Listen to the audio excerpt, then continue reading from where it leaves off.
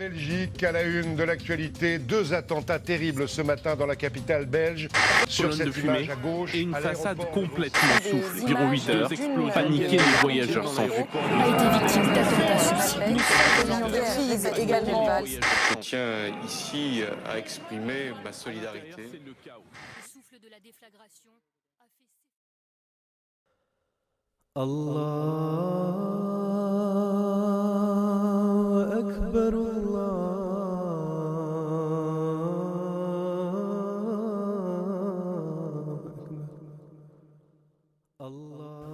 Ces dernières années, le concept du djihad en islam s'est vu propulsé au centre d'une gigantesque controverse. Mais que veut dire ce mot ? Et pourquoi l'islam avait-il été obligé de se défendre au début de son histoire ? D'où les musulmans ont-ils adopté leur interprétation erronée du djihad ? Et quel rôle les religieux de l'islam y ont-ils joué ?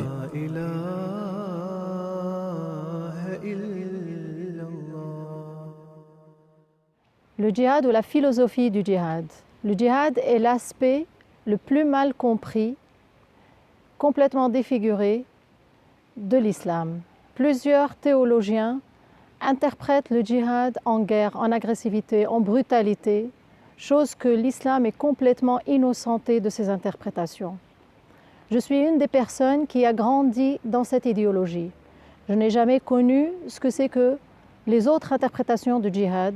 J'ai connu que le djihad était tout simplement de sabre, d'épée, de guerre. Voilà ce que c'était le djihad dans mon enseignement islamique.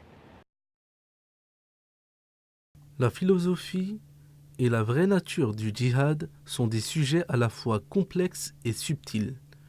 Vu l'inaptitude des gens à comprendre ce sujet, des erreurs graves ont été commises à la fois à notre époque et au Moyen-Âge. Le mot djihad est dérivé du verbe jahada, dont la signification littérale est de s'évertuer à faire quelque chose. Le terme est utilisé pour signifier la purification personnelle, aussi bien que les guerres saintes dans certains cas. Mais pourquoi l'islam a-t-il dû avoir recours au djihad ? Il faut comprendre que l'islam fut confronté à de grandes difficultés dès sa naissance, et que toutes les nations s'y opposèrent. À l'époque du saint prophète, que la paix et les bénédictions d'Allah soient sur lui, ses ennemis ont voulu que l'islam puisse disparaître de la surface de la terre. Ils ne voulaient pas que cette plante céleste s'enracine sur terre, mais plutôt s'appliquaient de toute leur force à détruire ces gens pieux. C'est pourquoi Dieu a donné la permission aux musulmans de mener des guerres défensives avec l'épée. Le Messie promis, alayhi salam, dit à ce propos : que l'on se rappelle que l'islam n'admet le recours à l'épée qu'en opposition à ceux qui ont initié l'attaque, et ne permet la mise à mort que de ceux qui ont tué en premier. L'islam n'enseigne nullement que les musulmans prennent des armes pour se rebeller contre un souverain non-musulman dont ils sont les sujets, alors que celui-ci les traite avec justice et équité. Car, selon le Saint-Coran, cela est la façon de faire des méchants, et non celle des justes.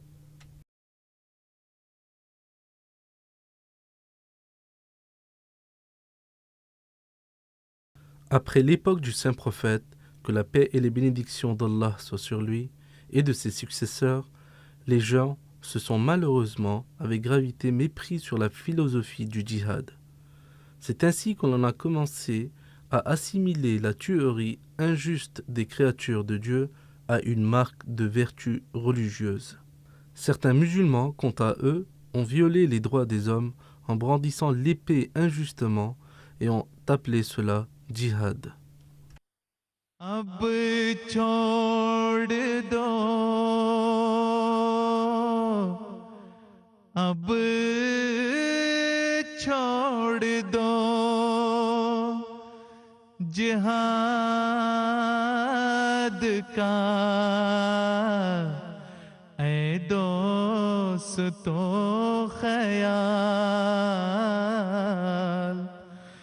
दे राम है अब जंग और क़िताल अब जंग Le Messie premier alayhi salam dit: La doctrine du djihad, telle qu'elle est comprise et véhiculée par les théologiens musulmans de cette époque, que l'on appelle les Maulvis ou les Mollahs, est entièrement fausse.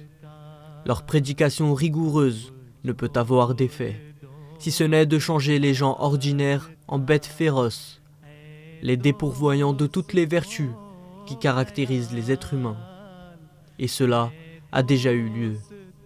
J'ai la conviction que le fardeau des péchés commis par ceux qui par ignorance tuent sous l'influence de ces homélies et qui méconnaissent les raisons pour lesquelles à ses débuts l'islam avait été obligé de se battre, retombera sur les épaules de ces Maulvis qui n'arrêtent pas de prêcher secrètement ces doctrines dangereuses qui font tant de victimes. मसीह वक्त अब दुनिया में आया खुदा ने अहद का दिन है दिखाया मुबारक वो जो अब ईमान लाया सहाबा से मिला जब मुझको पाया. Le djihad, après avoir connu la communauté musulmane ahmadiyya, après avoir connu les interprétations de l'imam des derniers temps, Hadrat Mirza Ghulam Ahmad alayhi salam, ça a donné complètement un autre sens qui, en ma vision, est un sens logique et réel. Le djihad, dans le Coran et la Sunna, est approprié à l'âme, à l'être humain. Ce sont des efforts, c'est une lutte contre ses propres vices, contre ses propres défauts. Ce qui me paraît tout à fait normal, puisque le djihad dans l'islam et dans le Coran n'est pas approprié à la guerre. La guerre est appropriée à al-harb, al-qital, chose qui n'est pas comme interprétation dans le djihad. Le djihad, c'est tout simplement lutter, faire des efforts dans le but de se purifier, de se réformer. Lutter contre ses propres défauts, lutter contre les tentations de ce monde, lutter contre ses propres vices. Voilà ce que c'est que le djihad. Dieu merci que nous avons connu la communauté musulmane ahmadiyya. Dieu merci que nous avons connu ces interprétations qui nous ont enrichi nos idées, qui ont aussi répondu à plusieurs questions et à plusieurs points d'interrogation, parmi eux le djihad. मुबारक वो जो अब ईमान लाया सहाबा से मिला जब मुझको पाया. Il est écrit qu'à l'avènement du Messie premier, le djihad armé et toute guerre religieuse prendront fin, car celui-ci ne se servira pas de l'épée ou d'autres armes mondaines. Son seul outil sera la prière et sa seule arme sera sa détermination ferme. Il posera les fondations de la paix. Pour nous, en tant qu'Ahmadi, l'imam Mahdi, alayhi salam, Hazrat Mirza Ghulam Ahmad alayhi salam, nous a enseigné qu'il faut continuer à faire des efforts à vous réformer, à vous approcher d'Allah et continuer dans cette voie. Et pour nous, le vrai djihad, il nous a enseigné de servir l'humanité. La Jamaat islamique Ahmadiyya, nous suivons aussi ce que notre bien-aimé calife Hazrat Mirza Masroor Ahmad Ayyadahullah Ta'ala bin Nasir Aziz nous a enseigné qu'il faut gagner les cœurs des gens avec l'amour.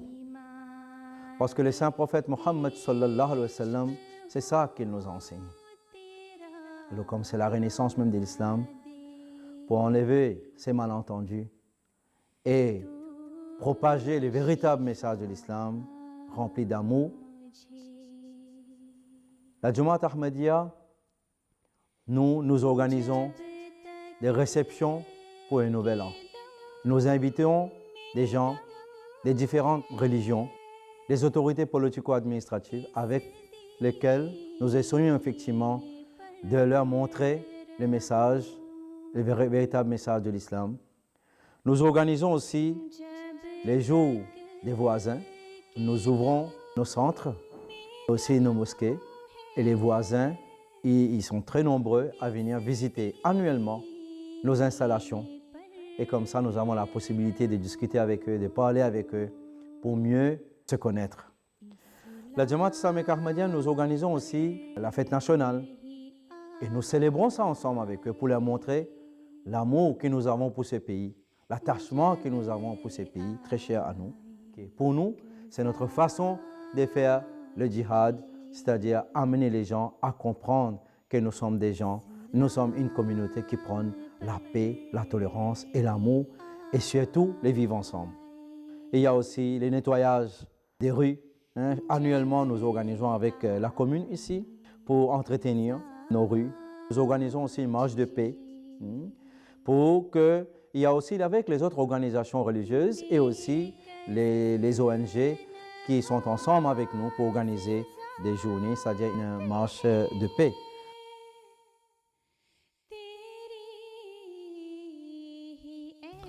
Non seulement la communauté musulmane Ahmadiyya enseigne la vraie signification du djihad aux autres, mais éduque ces jeunes à comprendre les enseignements de l'islam, notamment du djihad à travers des programmes éducatifs et sportifs. Le calife de la communauté musulmane Ahmadiyya, sa sainteté Hazrat Mirza Masroor Ahmad, qu'Allah lui vienne en aide, dit: Nous croyons fermement dans le djihad, mais sa nature a changé par rapport à la nécessité de l'heure. De nos jours, il est certain qu'aucun État ou organisme ne s'attaque physiquement à l'islam au nom de la religion. Si l'islam est attaqué aujourd'hui, ce n'est pas par l'épée, mais par le truchement de la presse, des médias et par la prédication. Ainsi, il nous incombe de répliquer par les mêmes moyens. C'est ce que le Messie promis nous a enseigné, combattre avec la plume et non par l'épée. Hazrat Mirza Masroor Ahmad, qu'Allah lui vienne en aide, a affirmé que seule la communauté islamique Ahmadiyya défend l'islam de manière appropriée, à savoir pacifiquement. La Jamaat Ahmadiyya a publié la traduction du Coran en plusieurs langues, ainsi que d'autres ouvrages pour défendre l'islam. De surcroît, notre chaîne de télévision, la MTA, retransmet le message de l'islam Ahmadiyya 24 heures par jour en différentes langues. Certainement, cela a un impact très positif dans le monde, permettant même à d'autres musulmans d'entendre parler des vrais enseignements de l'islam pour la première fois.